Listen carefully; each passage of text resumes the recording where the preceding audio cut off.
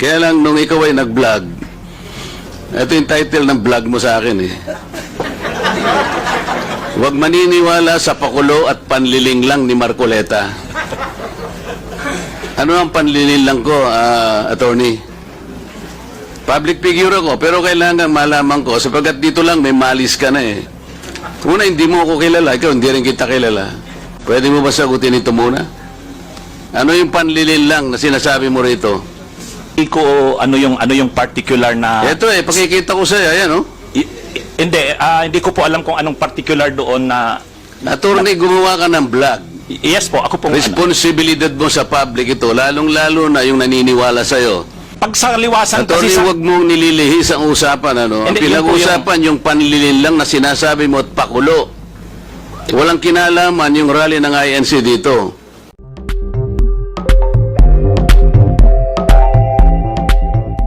Attorney Ricky Tumutog. Ano pong ipinido niyo, sir? Tumutorgo po, Mr. Chair. Tumutorgo. Yes, sir. You are now recognized, sir.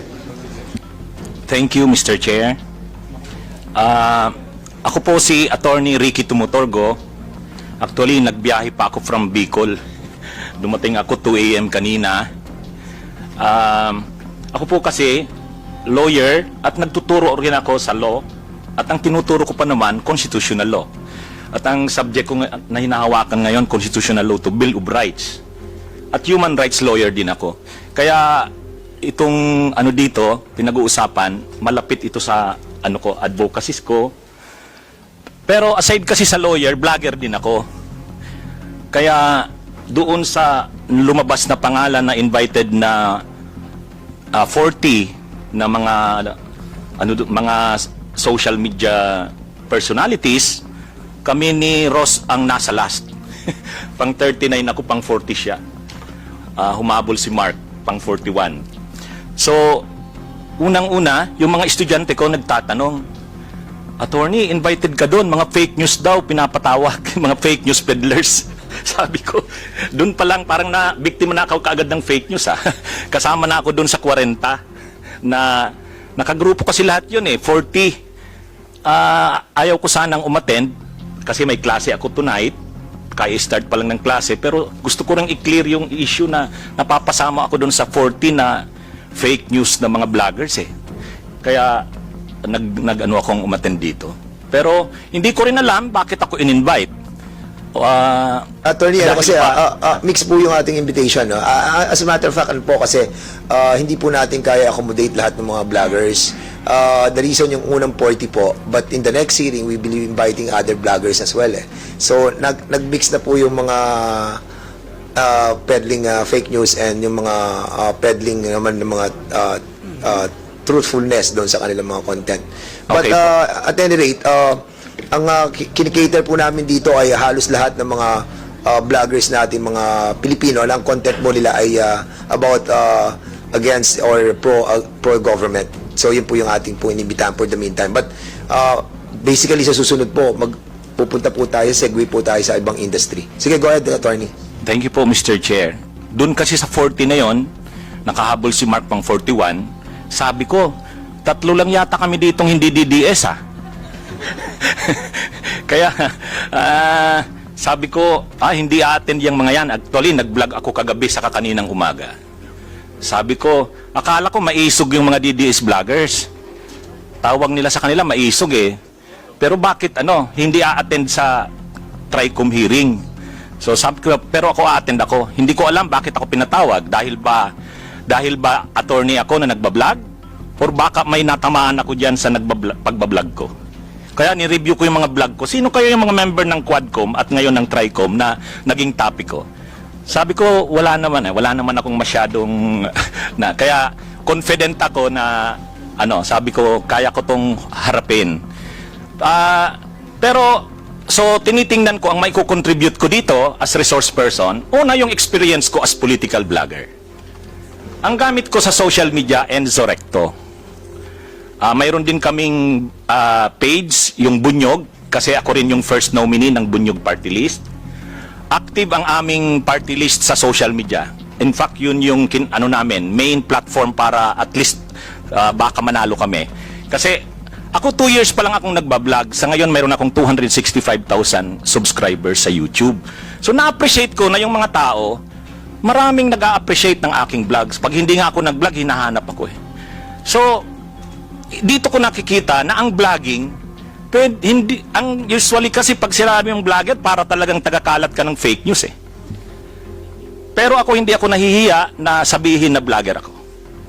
Pag nagpapakilala ako, pinapakilala ko talaga ang sarili ko na vlogger. Kasi hindi ko nakikita na ang vlogging ay masama. Siguro kung may gumagawa man yan, sila lang yon.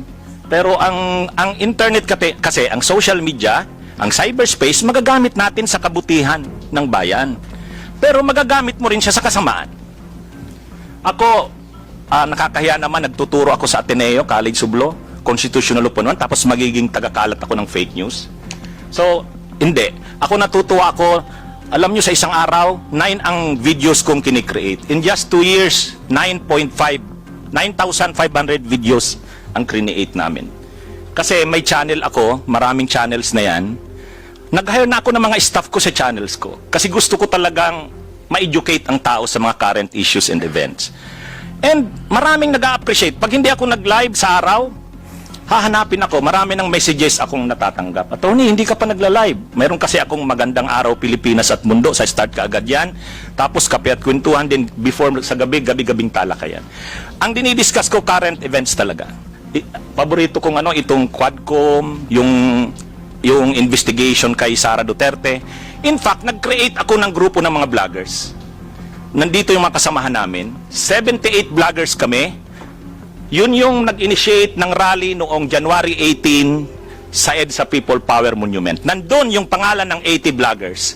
At proud kami na sabihin na kami ang mga vloggers na hindi kami nagpi-fake news. Pero may stand kami on Mr. Chair, Yes, what's the interjection all well, point about? of order.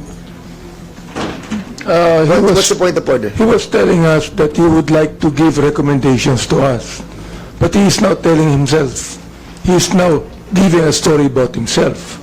Na sana, attorney, hindi mo ginagamit itong aming TRICOM para mag-campaign ng iyong party list, no? O kaya naman si Mark, para i-campaign na kanyang sarili. Okay. Sorry. Kailangan namin yung recommendation mo.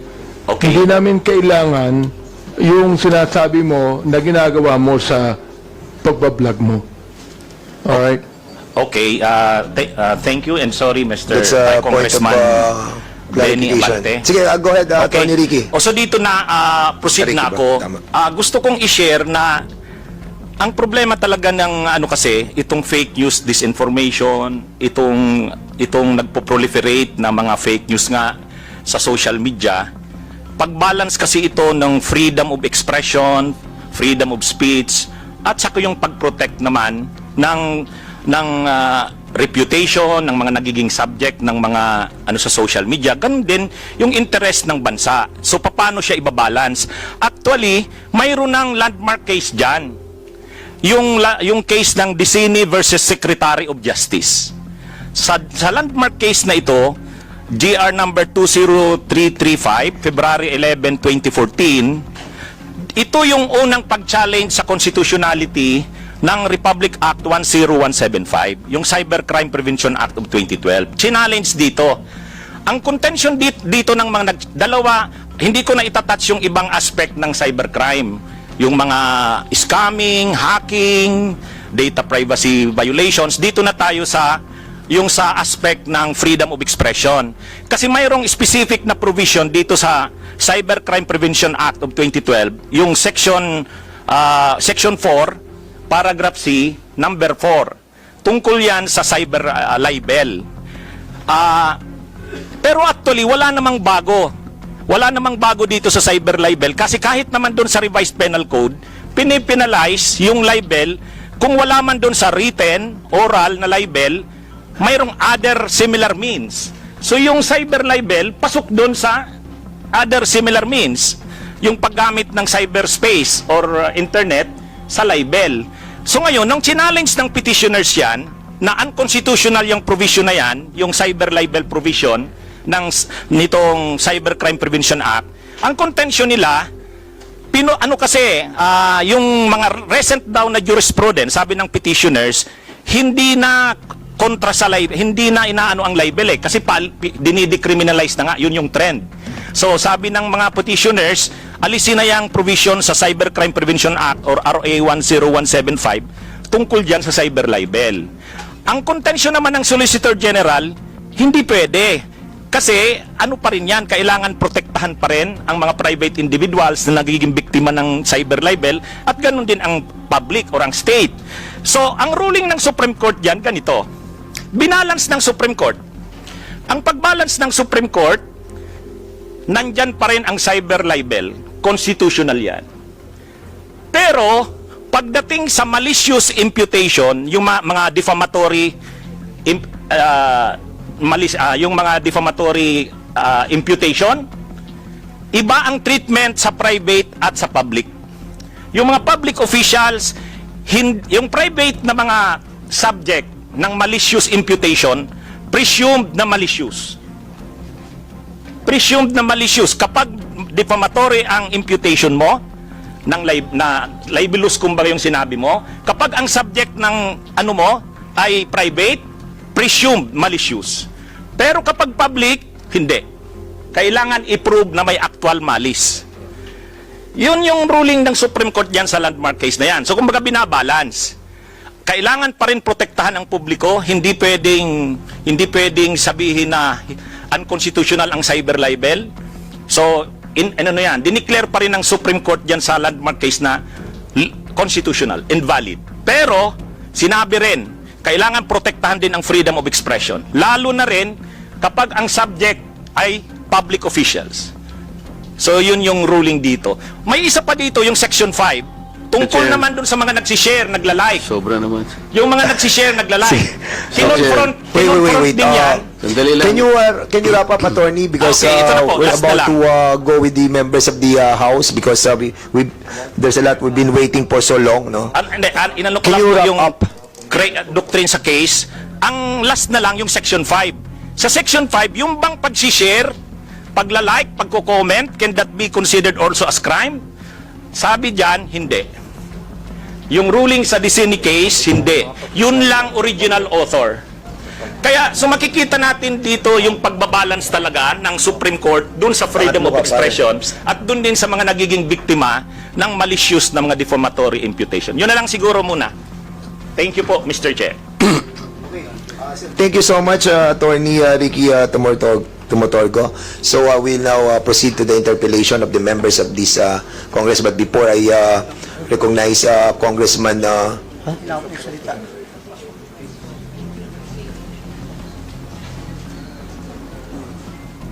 sige, before... meron pa tayo isang presenter but before that, the Chair would like to recognize first Congressman Marcoleta. Thank you, Mr. Chair. Anong pangalan ng gano'n niya? Attorney yan? Brother,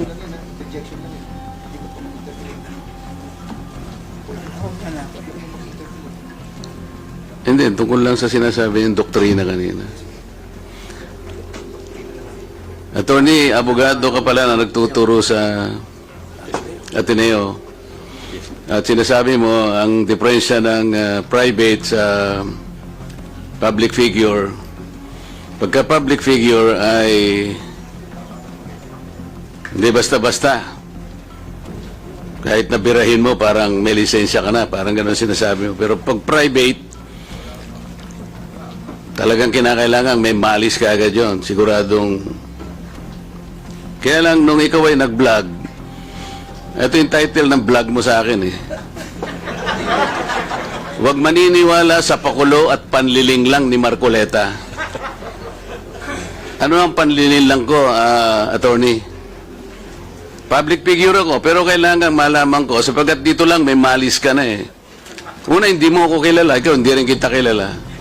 Pero dito lang sa title na title pa lang, huwag maniniwala sa pakulo at panlilin lang ni Marcoleta. Attorney, kahit kailan wala akong nilinlang na mamamayan ng Pilipinas. Wala kang karapatan na akusahan mo ako ng ganito. Kung ang pinag-uusapan ay gusto mo lang mainformahan ng mga nagpa-follow sa'yo kung sino-sinong maraming nagpa-follow. Pwede mo ba sagutin ito muna? Ano yung panlilin lang na sinasabi mo rito? Marami na po kasi akong naging hindi ko ano yung particular na Ito pakikita ko sa'yo, ayan hindi ko po alam kung anong particular doon na Attorney, gumawa ka ng vlog. yes po, ako pong Responsibilidad mo sa public ito, lalong-lalo na yung naniniwala sa'yo. Hindi ako maniwala kung paano mo silang napaniwala. Pero itong sinabi mong ito, may pakulo ako at panlilin lang. Ito yung sagutin mo. Hindi ako naniniwalang hindi mo naaalala ito. Mr. Chair? Mr. Chair?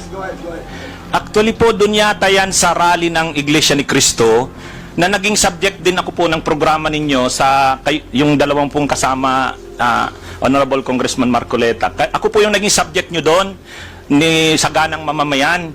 Kasi ako yung nag-comment na sabi ko, dapat yung Iglesia ni Cristo kung talagang malaki yung mobilization nila, doon nila gawin sa Luneta, huwag sa Liwasan.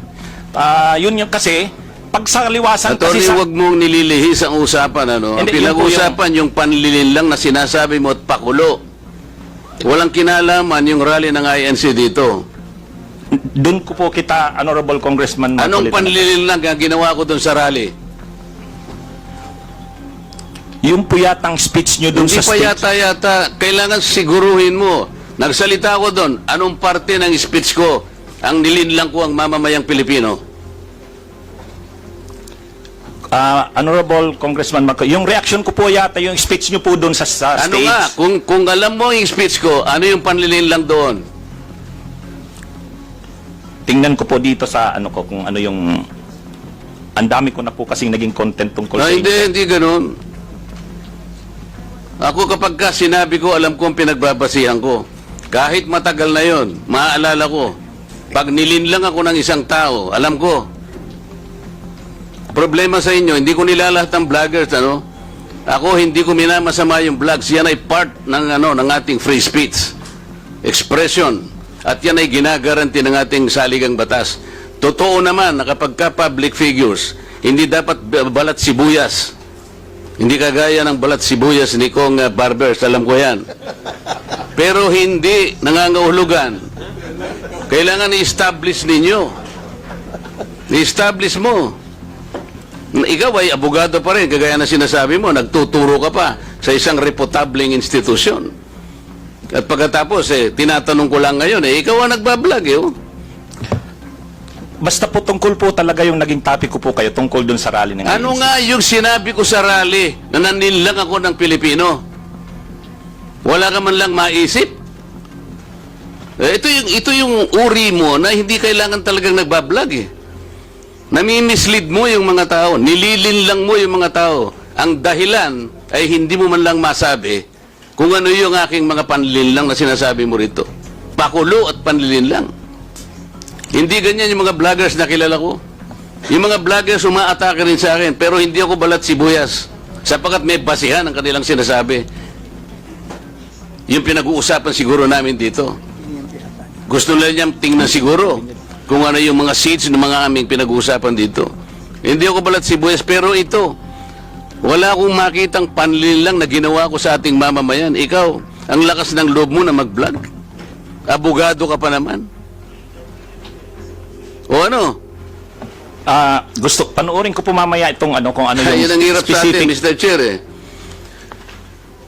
Ano po kasi, Isip-isipin mo, bigla ka na lang gagawa ng isang vlog na ngayon ay tatanungin kita ng diretsyo, wala ka man lang masabi, kahit isang panlilin lang. At ang inaakala mo, baka sakaling doon sa rally. maraming, Ibig mo sabihin, naharap ako sa rallying pagkalaki-laki para manlilang lang ako ng mamamayang Pilipino? Hindi ka karapat dapat na abogado Hindi ka dapat magturo sa Ateneo. Sinasabi ko sa iyo ngayon. Ako hindi ko inaukusahan ng mga vloggers. Kahit masasakit ang sinasabi nila, ngunit merong basihan. Meron silang pinagmumulan na basihan. Kamukha nung isang vlogger, Mr. Chair. Nakita niya yung isang tarpaulin, isang billboard na-install doon sa SLEX. Isang female vlogger, Mr. Chair, na napanood ko. Etong si Marcoleta kanya, walang kahihiyan ito Tanga pala At ikinahihiya na rin siya ng mga kapatid niya sa Iglesia ni Cristo. Sapagkat, akalain mong gagawa siya ng billboard, isasama niya kanya si Pastor Kibuloy. Hindi ba niya alam na si Pastor Kibuloy ay ganyan. So, kinakailangan, Mr. Chair, na sagutin ko. Ang pagkakasabi ko lang po na sagutin ko, miss ka ako, hindi kita kilala, pero medyo nasaktan lang ako, pero nandun na lang, pagpapasensyaan na kita, sapagat ako ay public figure.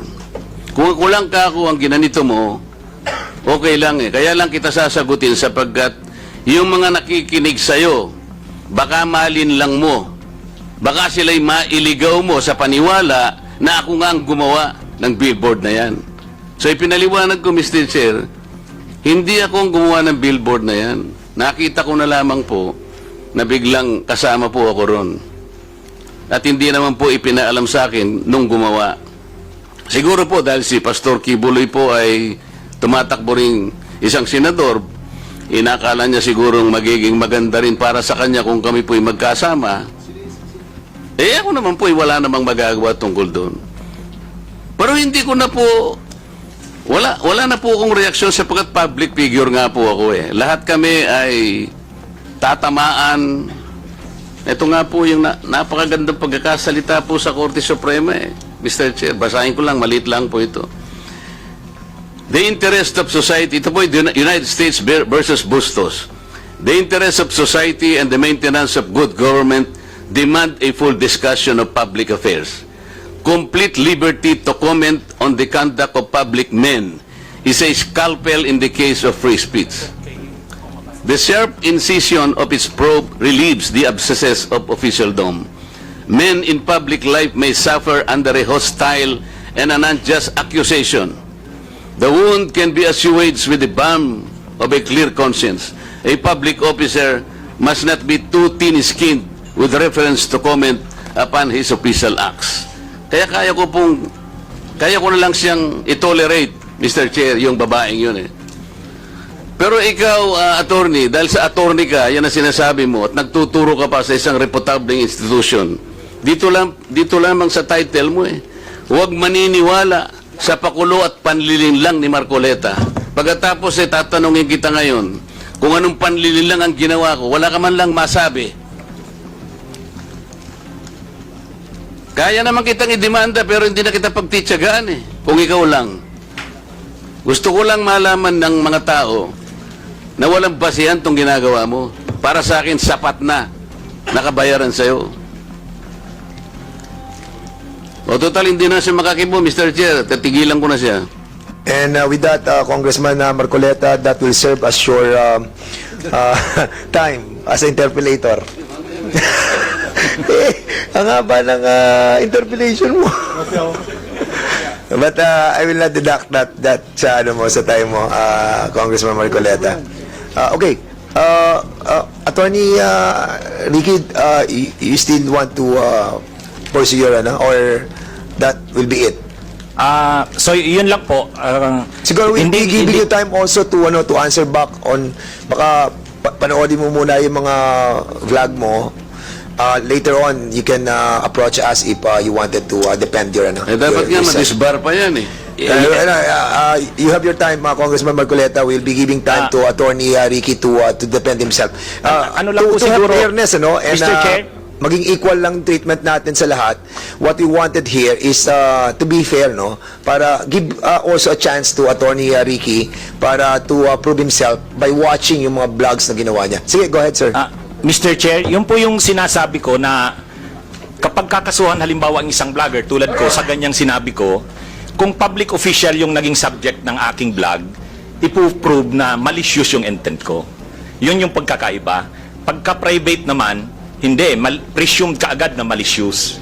So, yun po yung pagkakaiba. Kaya, yan po yung ang isa pa, yung mga members po ng Congress, lahat po tayo, kahit ordinary citizens, may freedom of expression, freedom of speech. Kami ring mga vloggers, mayroon. Ang pagkakaiba lang po natin, kayo pag nasa Congress, hindi kayo pwedeng kasuhan kasi may privilege kayo, anumang sabihin nyo. Pero kami, kahit vloggers kami, pwede kaming kasuhan. Yun nga lang, ang pagkakaiba, ang magiging defense talaga namin, freedom of expression. Kaya nga, kapag kinasuhan kami ng private individuals, ipuprove nung malicious kaagad ang presumption. Pero sa public figures, ipuprove na may actual na malis kami sa sinabi namin. Yun lang po. Hanapin ko po mamaya yung kasi ang dami ko na contents na na-create kay Congressman Marcolita. So talagang hindi ko na po masagot. Pero sorry po kung kung hindi ko We nasagot understand agad. your situation, Okay attorney. po. Kaya nga I have given you a chance para Thank you po. ma-review naman po yung mga vlogs nyo. Thank And you po. it goes to everybody as well, especially to those na who have not attended this hearing. Para sa iba pang karagdagang mga balita at impormasyon, ay huwag po nating kalimutan ang mag-like, share at comment sa video na ito, at huwag po rin nating kalimutang mag-subscribe sa aming channel, to continue supporting our contents. Maraming salamat po sa inyong panonood, at naway tangkilikin po ninyo ang aming YouTube channel.